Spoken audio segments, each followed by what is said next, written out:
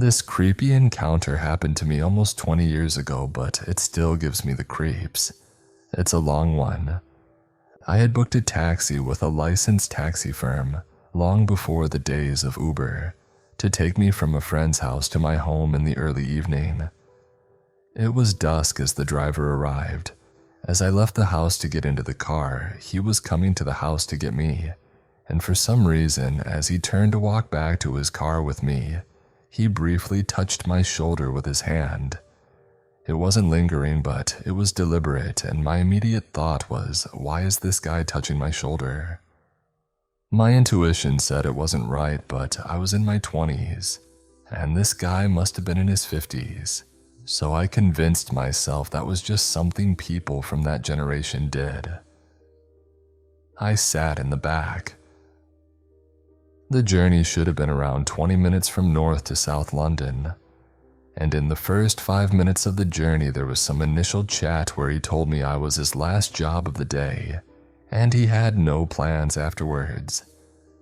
When he told me that, I felt a pang of fear, but I thought, this guy is from a licensed firm, he's been identity checked and approved to do the job. His ID card with his name and photo and registration number was clearly displayed on the dash. He was from a firm my friend used regularly and had an account with, although she had not met this particular driver. My logical brain told me that he's clearly traceable to me if he decided to do anything, so he just wouldn't take that risk. Plus, it was early evening in a very busy area, and that made me feel safe. Plus, by this time we were already on the road.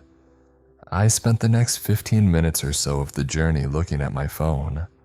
I really don't know why. Maybe I was deliberately trying to distract myself because I was nervous, but I felt my nerves were unreasonable.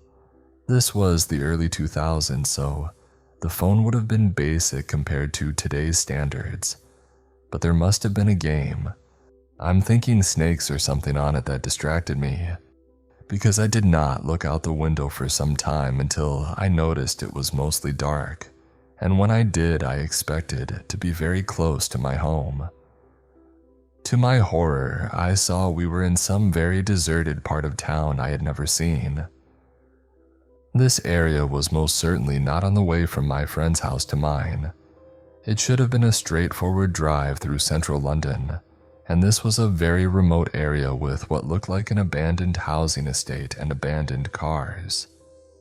I looked to the driver to ask where we were, but before I had the chance to say anything, I noticed he was repeatedly looking left and right down the dark alleyways we were going past, and I noticed we were slowing down. I also noticed he was breathing weird, very audibly, like in a sort of pumped, wound-up kind of way. And that's when this overwhelming sense of knowing hit me. He was looking for a deserted place to stop.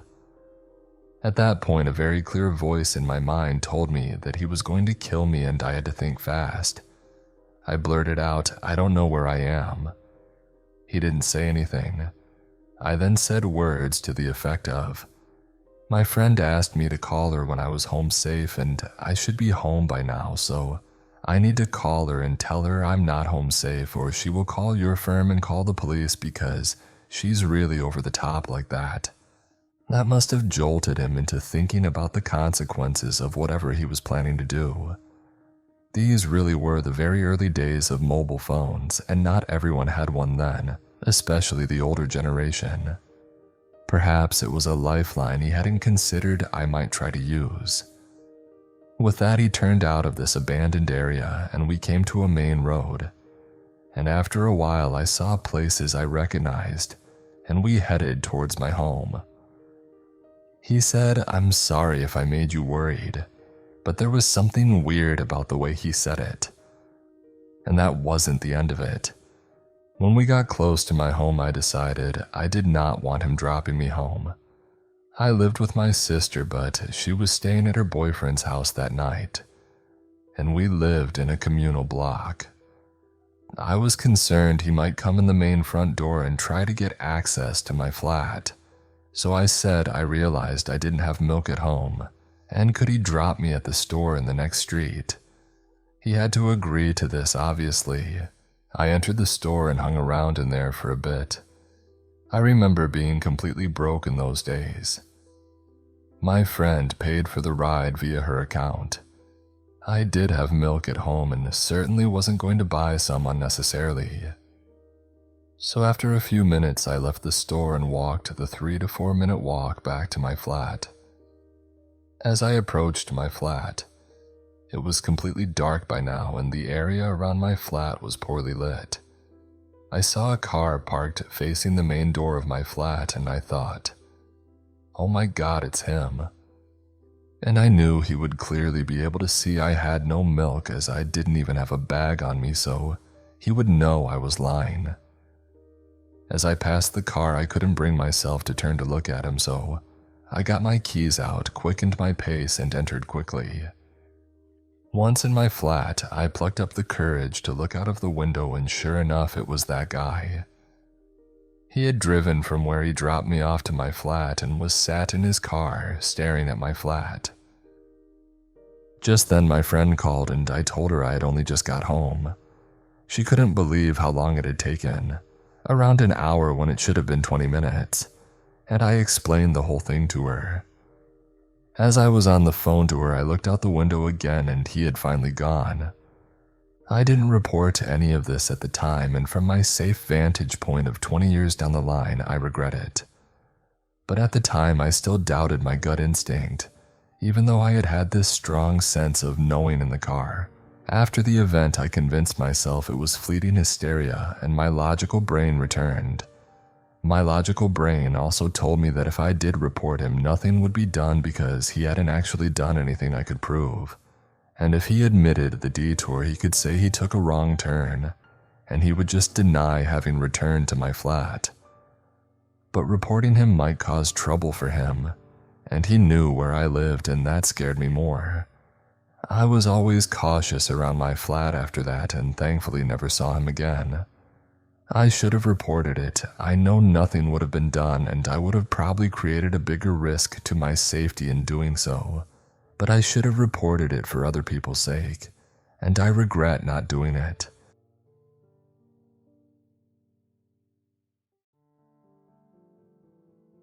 Years ago, I lived in a condo with my 2 dogs, Smokey and the Bandit. They were brother and sister from the same litter that I got as puppies. For reference, their mother was a Sheltie. Smokey's father was a German Shepherd and Bandit's was a Husky.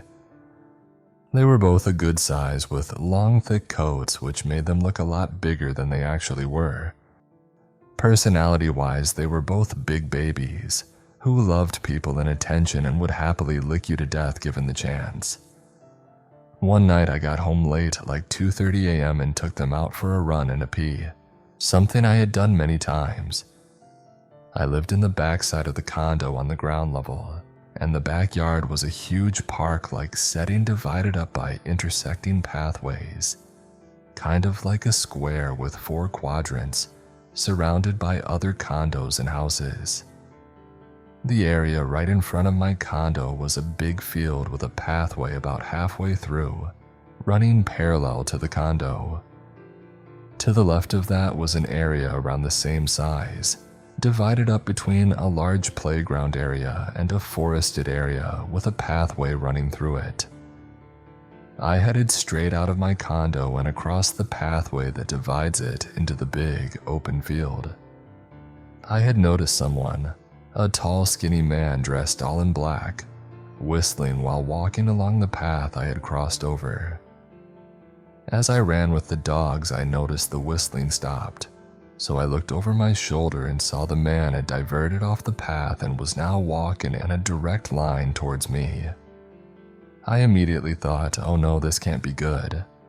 I took a hard left and ran into the playground area.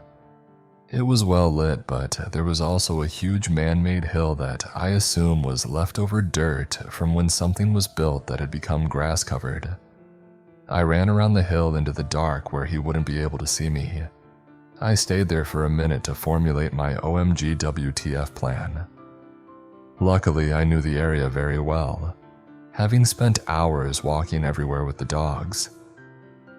The playground was bordered on one side by the forested area, so I crept through the trees to where the path ran through, circling back toward my condo, keeping close to the shadowed area while hoping and praying that I had lost him or he had lost interest. The forested area ends basically where the backyard of my condo begins. Still hidden, I looked around the open area ahead and couldn't see anyone. I made a break for it and started running like hell. Up to this point, it was just like any other walk for my dogs who had happily galloped along beside me the entire time, seemingly unaware of any danger. As I left the protection of the forest, I saw him jump out of a nearby group of bushes. I had a good head start on him but didn't know how fast he was, so I just kept running, not looking back. What happened next still amazes me to this day. As I was running, the dog still at my side, Smokey, the female, all of a sudden stopped dead in her tracks, turned around, assumed the "don't mess with me, boy" stance, and started snarling and growling at the guy, which stopped him dead in his tracks. Bandit, the male, stuck right by my side like glue until we got to my patio. I turned and looked back and almost laughed at the guy. Smokey was still standing her ground in full-on guard dog mode, and he was standing there looking at her, hands up, in surrender.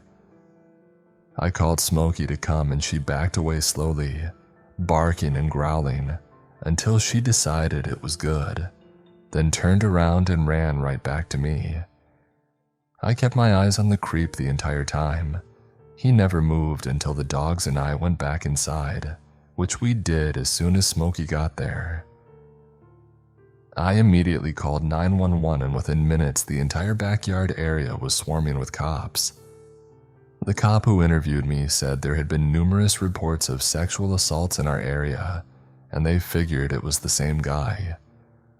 Unfortunately, other than tall, skinny, and wearing all black, I had zero info on what he looked like. I don't know if they ever caught him or anything more about it. When everyone was gone, I had a good long cuddle with my wonder dogs, complete with them licking away my tears. After the adrenaline and everything wore off, the gravity of what could have happened and how damn lucky I was finally hit me. For the record, I had done lots of different modes of training with them, but never anything that involved protection. What they did was 100% instinct that I didn't even know they had in them.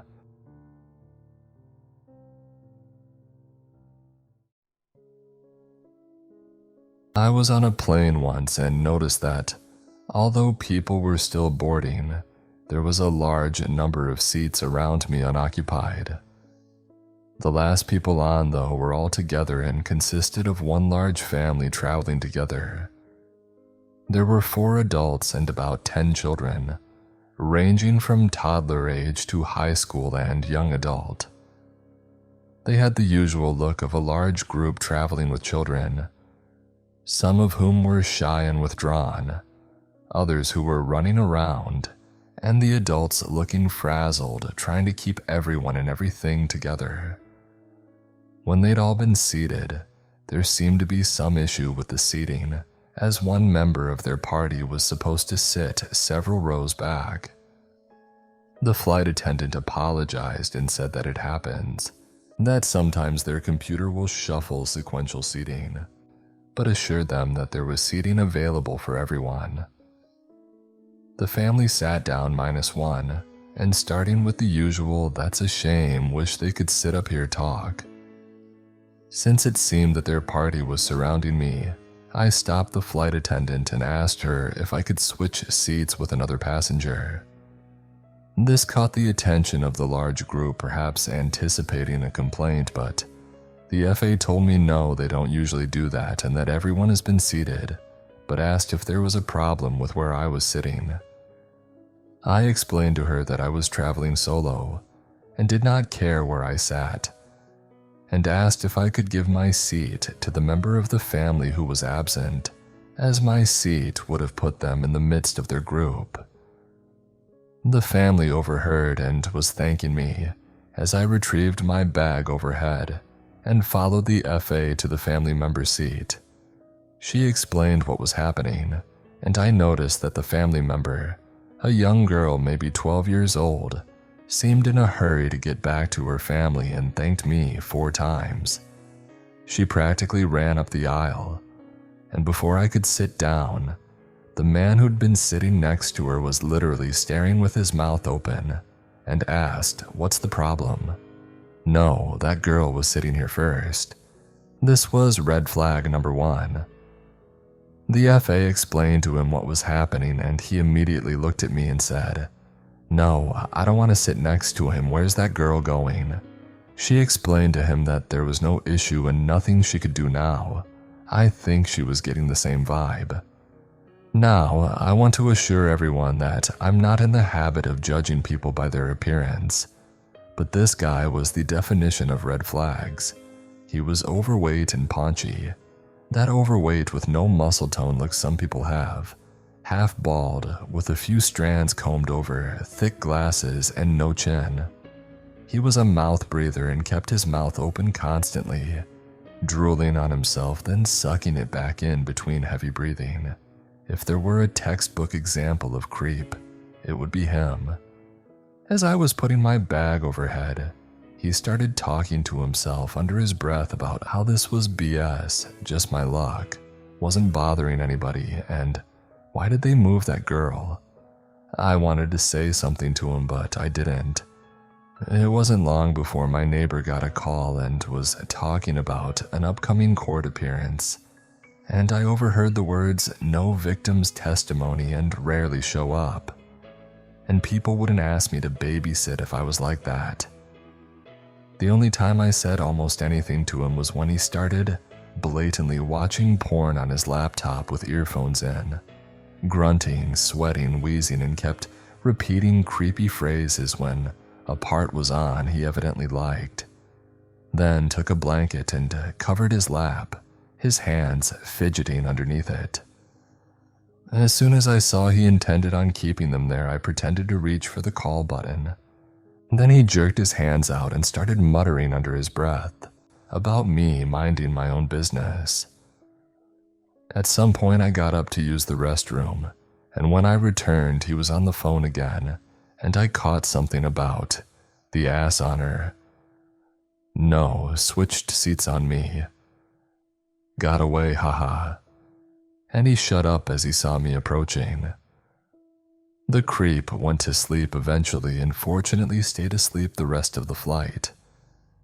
When we were all deboarding, a woman I presumed was the mother was standing with the girl and said, "Thank you again." I shudder to think how he acted in the short time she was next to him, or how he would have if she remained there. Shocking absolutely no one, including himself, he was met at the gate by security and police, and as he was being led away he said, "This isn't my laptop, by the way."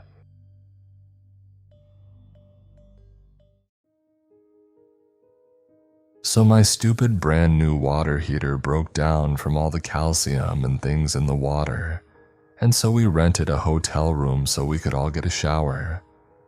My hubby and teenage daughters had gone first. While they took their shower, I had already been looking for cameras after shows and articles depicting warnings to check had me freaked out.